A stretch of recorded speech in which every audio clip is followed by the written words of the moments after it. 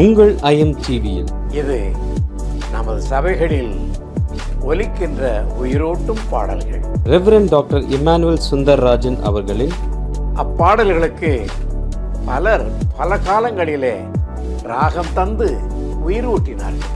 பாடல் பிறந்த கதைகள். பாடல் எழுதினவர்களுடைய வாழ்க்கை வரலாறு நிகழ்ச்சியை கேட்டு பரவசமடையுங்கள். நமஸ்காரம்.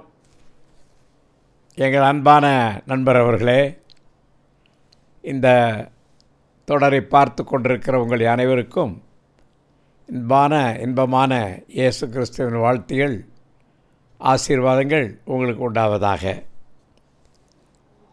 நாங்கள் பாடல் வந்த கதை என்ற அர்த்தத்திலேயே இப்பொழுது கீர்த்தனை வந்த விதம் என்பதை நாங்கள் ஆரம்பித்திருக்கிறோம். இந்த கீர்த்தனை என்ற இதிலே ஆரம்பம் இன்றைக்கு அருமையான தேவ மனுஷனான பரமானந்தம் ஐயர் அவர்கள் இயற்றிய அருமையான பாடல் ஒன்று, அன்பரின் நேசம் ஆர் சொல்லலாகும் அதிசய அன்பரின் நேசம் ஆர் சொல்லலாகும்.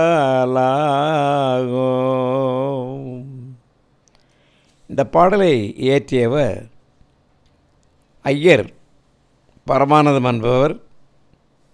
இந்த பரமானந்தம் ஐயர் என்கிற இந்த பேரிலே என்னுடைய நண்பனுடைய பேரும் இருக்கிறது. அவர் சிங்கப்பூரில் நாங்கள் சந்தித்தோம், சகோதரர்களாகவே சந்தித்தோம். என் மீது பாசத்தையும் அன்பையும் உடைய என்னுடைய சகோதரன் பரமானந்தம் அவர்கள் ஆஸ்திரேலியாவுடைய நாட்டிற்கு விசா ஆஃபீஸராக நான் இவரை சந்தித்தேன். அப்பொழுது நான் அமோக்கியோ என்ற தமிழ் மெத்தடிஸ்ட் சபையில் ஊழியம் செய்து கொண்டிருந்த போது என்னுடைய ஆராதனைகளுக்கு அவர் பங்கு பெற்றார். ரொம்ப அன்பானவர். இந்த வார்த்தைகளை கேட்டு நான் சொல்லுகிற பிரசங்கங்களின் வார்த்தைகளை கேட்டு பரமானந்தம் கொண்டவர். அவர் இப்போ கர்த்தரிடத்தில் போய் சேர்ந்தார். ஆனாலும் அவரை நினைக்காத பல நாட்கள் இல்லை, அவரே நினைப்பேன். இந்த பரமானந்தம் போதகர் ஐயர் அவர்கள் பிற்காலத்தில் சென்னைக்கு வந்து ராயபுரத்தில் அநேக ஆண்டுகள் போதகராக ஊழியம் செய்தாராம்.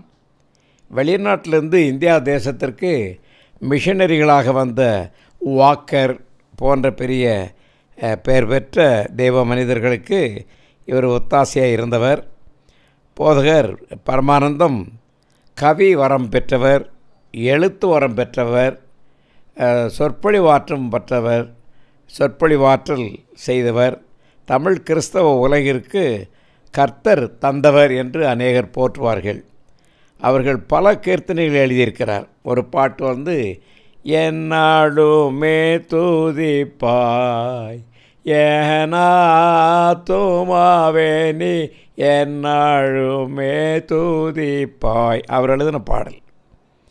அவர் பாடல் நமக்கு வியாழக்கிழமைகளிலே, ஆராதனை நாட்களிலே, நற்கருணை நாட்களிலே கூட மிக பொருத்தமாய் பாடக்கூடிய பாடல்களை கர்த்தர் அவருக்கு தந்ததினால் அவர் எழுதி தந்தார்.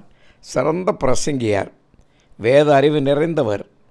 அவர் அநேக புத்தகங்களை எழுதியிருக்கிறார். நான் கூட பல புத்தகங்கள் வாசித்திருக்கிறேன். அவருடைய தமிழ், அந்த காலத்து தமிழ் சொல் வளம் நிறைந்தது. இயேசு தமது பாடு மரணத்தின் ஆரம்பமாக பஸ்காவை தம் சீஷர்களுடன் அனுசரித்தார். அவ்விரவின் நிகழ்வுகளை இப்பாடலில் போதகர் பரமானந்தம் அருமையாக சித்தரித்திருக்கிறார். உத்தம வழியில் எப்படியெல்லாம் அவள் தெய்வ வார்த்தைகளை அவர்கள் கற்றுக் கொடுத்திருக்கிறார். அதை நீங்கள் வாசிப்பீர்களானால், வியாழ நீரவேனில் வியாகுலத்தோடே